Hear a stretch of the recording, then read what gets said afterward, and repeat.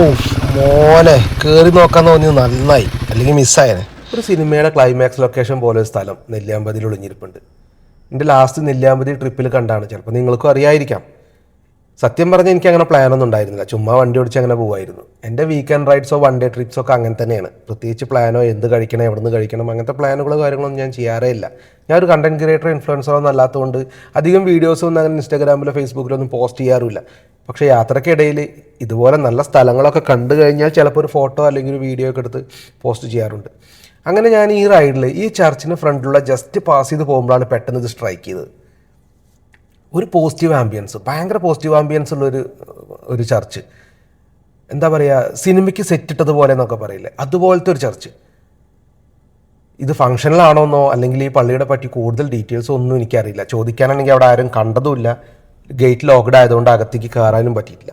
എന്തായാലും ഫോട്ടോഗ്രാഫി ഇഷ്ടപ്പെടുന്നവർക്കും ഈ pre wedding wedding photography അങ്ങനത്തെ കാര്യങ്ങൾക്കൊക്കെ ആയിട്ട് നെല്ലിയാമ്പതി വിസിറ്റ് ചെയ്യുന്നവർക്ക് നല്ലൊരു ലൊക്കേഷനാണ് അത്.